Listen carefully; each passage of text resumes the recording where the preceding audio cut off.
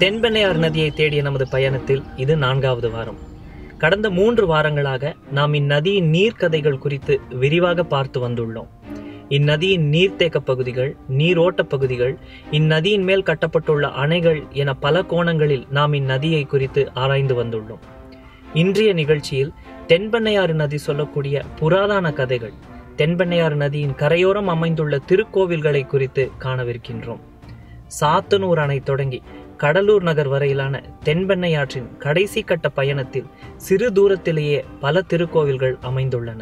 இத்திருக்கோவில்களும் அதை கட்டிய மன்னர்கள் குறித்தும் இன்றைய நிகழ்ச்சியில் காணவிருக்கின்றோம். தென்பெண்ணையாருக்கு இணையாக சற்று அருகாமையிலேயே தென்பெண்ணையாருடன் கலக்காமல் ஓடக்கூடிய மற்றும் ஒரு நதி கெழிலம் நதி. இந்த நதி குறித்தும் இன்றைய நிகழ்ச்சியில் காணவிருக்கின்றோம்.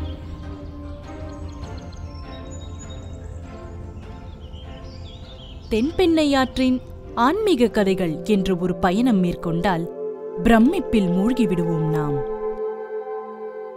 அத்தனை வரலாறு சிறப்பு கொண்ட திருக்கோவில்கள், பக்தியின் உச்சத்தை தொட்ட மகான்கள், ஆன்மீகம் சார்ந்த அரசியல் மேற்கொண்ட மன்னர்கள் என பல கோணங்களில் விரிவடைகிறது நமது கதை. இந்த நதியை மையமாக வைத்தே காட்சிகள் நகர்ந்துள்ளன என்பதும் நிதர்சனமான உண்மை. சாத்தனூரை கடந்து ஓடும் தென்பெண்ணையாற்றங்கரையோரம் நாம் சென்றடையும் அடுத்த இடம் திருக்கோவிலூர் அருகே உள்ள திருவரங்கம்.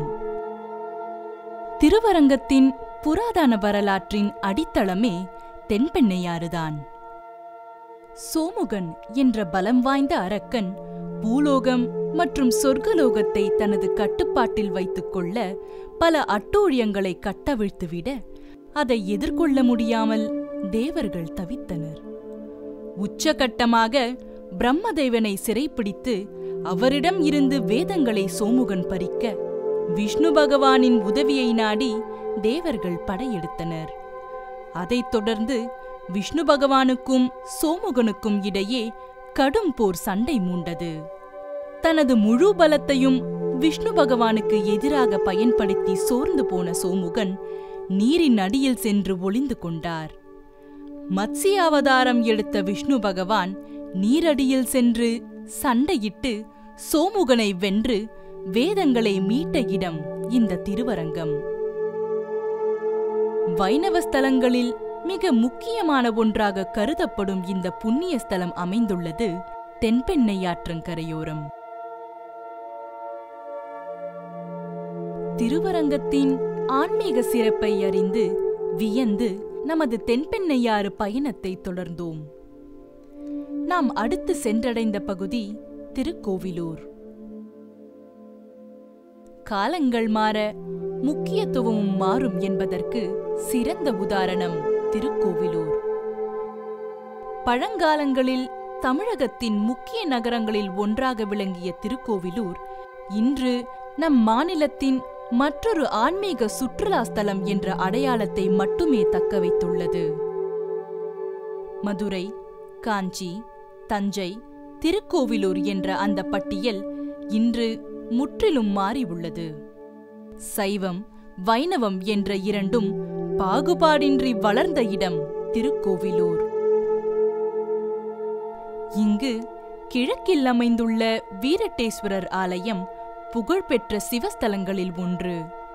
மேற்கே அமைந்துள்ள உலகளந்த பெருமான் திருக்கோவில் மற்றும் ஆற்றுப்படுக்கையில் அமைந்துள்ள கபிலர் குன்றம் இந்த ஆன்மீக நகரின் முக்கிய அடையாளங்கள்.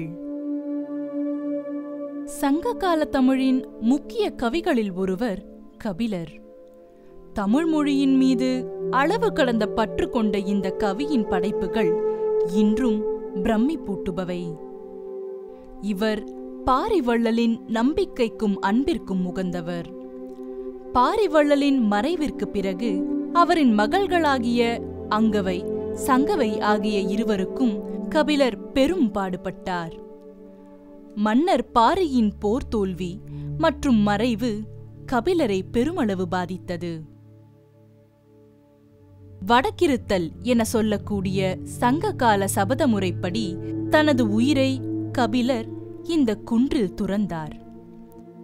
வடக்கு திசை நோக்கி அமர்ந்து உணவு, நீரின்றி உயிர் பிரியும் வரை சபதம் இருப்பதே இந்த முறை. சங்கத்தமிழின் இப்படிப்பட்ட முக்கிய நிகழ்வுகள் நடந்தேறியது தென்பெண்ணையாற்றில்தான். திருக்கோவிலூர் நகரில் அமைந்துள்ள உலகளந்த பெருமாள் திருக்கோவில் புராதன சிறப்புகள் பெற்ற ஒரு திருத்தலம். மகாவிஷ்ணுவின் வாமன அவதாரம் எழுந்தருளியது இங்குதான். 108 திவ்ய ஸ்தலங்களில் இத்திருக்கோயிலும் ஒன்று. ஒருவர் படுக்கலாம், இருவர் இருக்கலாம், மூவர் நிற்கலாம் என்று சொல்லப்படும் முதல் 3 ஆழ்வார்களின் வரலாற்று நிகழ்ச்சி இடம்பெற்ற தலம். தஞ்சை பெரிய கோவிலை கட்டியவனும் திருமுறை கண்ட சோழன் என்று போற்றப்படுபவனுமான ராஜராஜன் பிறந்த தலம் என்று பல பெருமைகளை உடையது திருக்கோவிலூர் தலம். திருக்கோவிலூர் மேலூர், கீழையூர் என 2 பிரிவுகளாக உள்ளது. வீரட்டேஸ்வரர் கோவில் கீழையூர் பகுதியில் தென்பெண்ணையாற்றின் கரையிலும், மேலூரில் 108 திவ்ய தேசங்களில் ஒன்றான திருவிக்கிரம பெருமாள் வைணவ ஆலயமும் உள்ளன.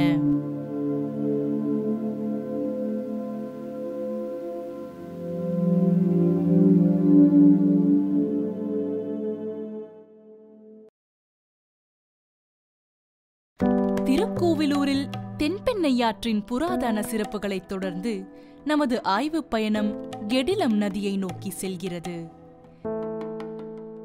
தென்பெண்ணையாற்றை ஒட்டி ஓடும் இந்த நதி தொண்டை மண்டலத்தையும் சோழ மண்டலத்தையும் பிரிக்கும் மற்றொரு நதி. இந்த 2 நதிகளால் பிரிக்கப்படும் இந்த பகுதியே நடுநாடு என்று அழைக்கப்படுகிறது.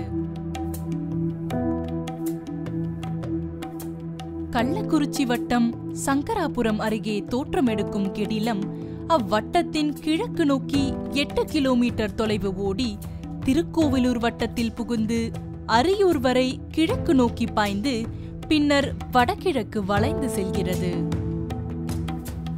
ஏரிகளில் இருந்து வழிந்தோடும் சிற்றாறுகளும் மலட்டாறு எனக்கூடிய ஒரு முக்கிய கிளையாறும் ஒன்று சேர்ந்து கெடிலம் என்ற நதியாக உருப்பெற்று விழுப்புரம், கடலூர் மாவட்டங்களில் ஓடி வங்கக்கடலில் கலக்கின்றது. இந்த கெடிலம் நதிக்கரையோரம் பல புராதன சிறப்பு வாய்ந்த ஆன்மீக ஸ்தலங்களும் விவசாய தொழில் நகரங்களும் அமைந்துள்ளன. அதில் முக்கியமானவை பலாப்பழத்திற்கும் முந்திரிக்கும் பெயர் போன பன்ருட்டி, தொழிற்சாலைகளுக்கும் கடல்சார் தொழிலுக்கும் பெயர் போன கடலூர்.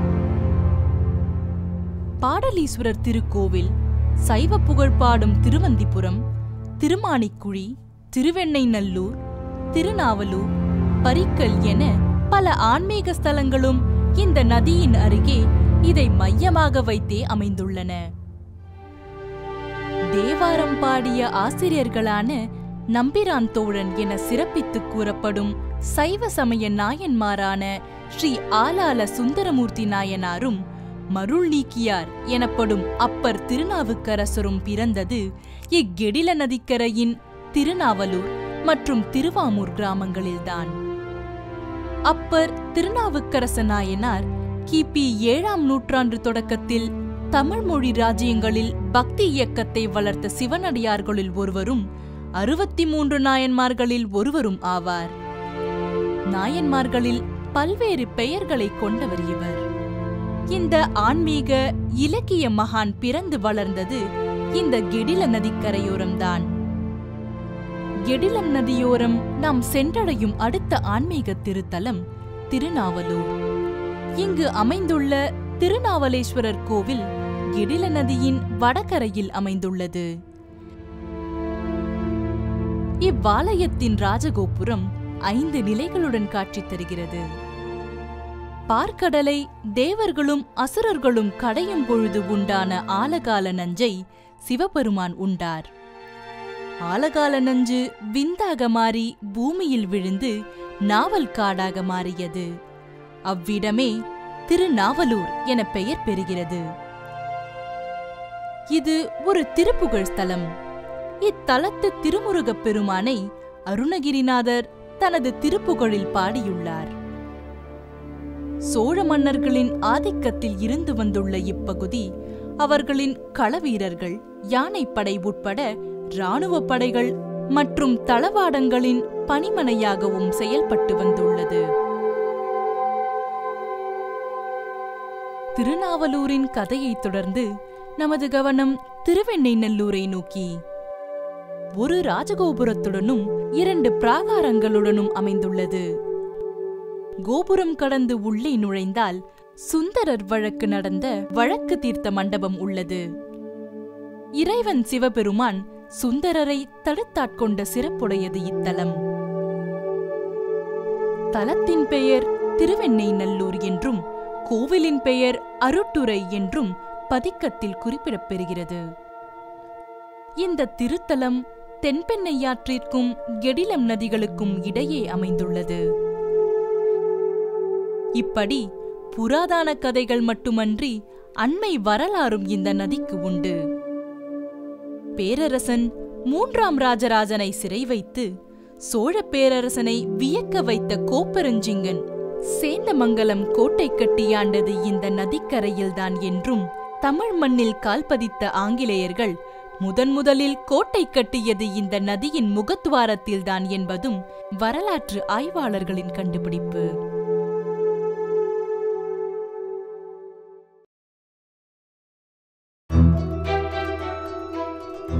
கெடிலம் நதியின் கரையோரம் அமைந்துள்ள மற்றுமொரு ஆன்மீக அதிசயம் திருமானிக்குழி வாமனபுரீஸ்வரர் திருக்கோவில். இந்த ஆலயத்தின் ஒரு சிறப்பம்சம், இங்கு மூலவரை நாம் நேரடியாக தரிசிப்பது இயலாது. ஏனெனில் எந்நேரமும் மூலவர் சந்நிதியில் திரை போடப்பட்டிருக்கும். இறைவனும் இறைவியும் எப்போதும் சிவசக்தியாக சேர்ந்திருக்கும் தலமாக இது கருதப்படுவதால் அவர்களை தொந்தரவு செய்யாமல் இருக்கும் பொருட்டு திரையிடப்பட்டிருக்கிறது. இத்தலத்தை சம்பந்தர் உதவிமானிக்குழி என்றே தனது பதிகத்தில் குறிப்பிடுகிறார். பெரிய புராணத்தில் சுந்தரர் கெடில நதியில் நீராடி திருமானிக்குழியை தரிசித்ததாக குறிப்பிடப்பட்டுள்ளது. திருமானிக்குழியை கடந்தோடும் கெடிலம் நதி அடுத்து சென்றடையும் இடம் திருவந்திபுரம். இந்த நதிக்கரையோரம் அமைந்துள்ள பல திருத்தலங்கள் சொல்லும் புராதன கதைகள் போலவே திருவந்திபுரத்திற்கும் மிக சுவாரஸ்யமான புராதன ஆன்மீக வரலாறு உண்டு. இமயமலையிலிருந்து சஞ்சீவ மலையை பெயர்த்தெடுத்து இலங்கை நோக்கி ஆஞ்சநேயர் பறந்த பொழுது அந்த மலையிலிருந்து விழுந்த ஒரு சிறு பாகம்தான் திருவந்திபுரத்தில் உள்ள ஔஷதகிரி மலை என்றும், அதனை ஒட்டி ஓடக்கூடிய சிவப்பு நிற நதி கெடிலம் என்பதும் புராணம். கருடனுக்கும் ஆதிசேஷனுக்கும் ஏற்பட்ட சண்டையில் கருடனின் மூக்கால் கிழிக்கப்பட்ட கோடுதான் கெடிலம் என்றும், சிவந்த மண்ணும் நீரும் கருடன் ரத்தம் சிந்தி சண்டையிட்டதனால் என்பதும் புராண கதைகள். ஞானத்தின் கடவுள் சரஸ்வதிக்கே குரு ஹயக்ரீவர் என்பது நாம் அனைவரும் அறிந்ததே. அந்த ஹயக்ரீவருக்கு பிரம்மாண்டமாய் எழுப்பப்பட்டுள்ள திருக்கோவில்தான் திருவந்திபுரத்தில் கெடிலம் ஆற்றங்கரையோரம் அமைந்துள்ளது. இத்தனை புராதன சிறப்புகளைப் பெற்று பலரின் நம்பிக்கைக்கு மூலதனமாக விளங்கும் இத்திருத்தலம் மற்றும் அதனை ஒட்டி ஓடக்கூடிய நதியின் இன்றைய அவல நிலை கவலையளிப்பதாக உள்ளது. திருக்கோவிலை சுற்றிலும் நெகிழி குப்பை. இவை அனைத்தும் ஒன்று சேர்த்து காட்டப்படுவது கெடிலம் ஆற்றில். பக்தி, நம்பிக்கை, ஞானம் என எல்லா நல்ல எண்ணங்களின் சங்கமமாக கருதப்படும் இந்த புனித ஸ்தலத்திற்கு இந்த நிலையா என்ற கவலையுடன் நமது பயணம் கடலூரை நோக்கி தொடர்கிறது. வடக்கில் தென்பெண்ணையாறும், தெற்கில் கெடிலம் நதியும், கிழக்கில் வங்கக்கடலும் என 3 திசைகளிலும் நீரால் அலங்கரிக்கப்பட்டுள்ள அழகிய நகரம் கடலூர். கடலூர் நகர் இன்று தமிழகத்தில் ஒரு முக்கிய தொழில் நகரம். காலம் தொட்டே இங்கு கடல் வழி வர்த்தகம் நடைபெற்று வந்துள்ளது. இது ஒரு புறம் இருக்க, புராண வரலாற்றிலும் கடலூருக்கு முக்கிய இடம் உண்டு. கடலூர் நகரின் மையப் பகுதியில் அமைந்துள்ள திருப்பாடலீஸ்வரர் திருக்கோவில் இதற்கு ஒரு சிறந்த உதாரணம். இத்தலத்தில் உள்ள இறைவனை ஒரு முறை வணங்குவது காசியில் உள்ள இறைவனை 16 முறை வணங்குவதற்கு இணையானது என்பது பக்தர்களின் நம்பிக்கை. அது மட்டுமின்றி மகேந்திரவர்ம மன்னன் திருநாவுக்கரசரை கல்லில் கட்டி கடலில் போட்டபோது கல் தெப்பமாக மாறி திருப்பாதிரி புலியூரிலேயே கரை சேர்ந்ததாக கூறப்படுகிறது. இதன் காரணத்தால் இவ்விடம் கரையேற விட்ட குப்பம் எனவும் அழைக்கப்படுகின்றது. ஈன்றாளுமாய் எனக்கு எந்தையுமாய் எனும் பதிகத்தை திருநாவுக்கரசர் இங்கு பாடினார் என்பது புராண வரலாறு. இப்படி புராண காலம் முதலே முக்கியத்துவம் பெற்ற கடலூர் நகர் கடந்த 900 ஆண்டுகளில் பல மாற்றங்களை சந்தித்துள்ளது. சோழ மன்னரைகள், பாண்டிய மன்னர்கள், ஹைதர் அலி என பலர் கடலூருக்காக போரிட்டு வெற்றியும் பெற்றுள்ளனர். இவர்களைத் தொடர்ந்து பிரெஞ்சு மன்னர்கள், ஆங்கிலேயர்கள் என மேற்கத்திய ஆளுமைகளும் கடலூரை விட்டு வைக்கவில்லை. இங்கு அமைந்துள்ள டேவிட் கோட்டை, பரந்து விரிந்த வர்த்தகம் புரிந்த கடலூர் துறைமுகம், கடலூருக்காக உலக சக்திகள் போரிட்டுக் கொண்டது என இந்த கடலோர நகரை கட்டியாள போட்டி போட்டவர்கள் பலர். இப்படி பலரின் நிஜ உலக, நிழல் உலக கோட்டையாக திகழ்ந்த கடலூர் நகரம் இன்று கிழக்கு தமிழக கடற்கரையோரம் ஒரு அமைதியான பொருளாதார முக்கியத்துவம் வாய்ந்த மாவட்ட தலைநகரம். இத்தனை சிறப்புகள் கொண்ட இந்த நகரின் நீரடையாளங்கள், காலத்தின் சாட்சிகள்தான் தென்பெண்ணையாறும் கெடிலம் நதியும். கர்நாடக மாநிலத்தில் மேற்கு தொடர்ச்சி மலையில் பெங்களூரு நகரின் அருகே தொடங்கும் தென்பெண்ணையாறின் பயணம் தமிழகத்தில் கடலூர் நகரின் கடற்கரையில் நிறைவு பெறுகின்றது. கடந்த 4 வாரங்களாக இந்நதி சொல்லக்கூடிய பல சுவாரஸ்யமான கதைகளை நாம் விரிவாக பார்த்து வந்துள்ளோம். நம்மில் பலரால் மறக்கப்பட்டு நம்மில் பலருக்கு தெரியாத தென்பெண்ணையாருக்கு இத்தனை சுவாரஸ்யங்களா என்ற ஆச்சரியத்துடன் தான் இந்த பயணத்தை நாம் நிறைவு செய்கின்றோம். பெங்களூரு நகரின் ஏரிகள், கெலவரப்பள்ளி அணை, ஓசூர் நகரம், கிருஷ்ணகிரி அணை, கிருஷ்ணகிரியின் கோட்டை, அது மட்டுமின்றி காவேரிப்பட்டினம் சொல்லக்கூடிய கதை கடந்து பாரூர் ஏரியின் சிறப்பு, அதைத் தொடர்ந்து அனுமன் தீர்த்தம், தீர்த்தமலை மட்டுமின்றி தீர்த்தமலை அருகே தென்பெண்ணையாருடன் கலக்கும் பல கிளை நதிகளின் கதைகள் என கடந்த 4 வாரங்களாக பல கோணங்களில் இந்த நதியை நாம் அலசி ஆராய்ந்துள்ளோம். சாத்தனூர் அணை கடந்து கடலூர் வரையிலான தென்பெண்ணையாற்றின் புராதன சிறப்புகள் என பல கோணங்களில் பார்த்து வந்துள்ளோம். கடலூர் நகரின் பொருளாதார வளர்ச்சி மட்டுமின்றி தமிழகத்தின் பொருளாதார வளர்ச்சிக்கு தென்பெண்ணையாற்றின் பங்கு குறித்தும் விரிவாக பார்த்தோம். தென்பெண்ணையாறு தமிழகத்தின் நீர் அடையாளங்களில் முக்கியமான ஒன்று என்பதை இந்நிகழ்ச்சி வாயிலாக அறிந்து கொண்டோம். தமிழகத்தின் நீர் அடையாளங்களில் முதன்மை நீர் அடையாளமாக திகழும் காவேரியில் நமது பயணம் அடுத்த வாரம் தொடங்கும். தலைக்காவேரி முதல் கொள்ளிடம் வரையிலான காவேரி பயணத்தில் உங்களை மீண்டும் சந்திக்கின்றோம்.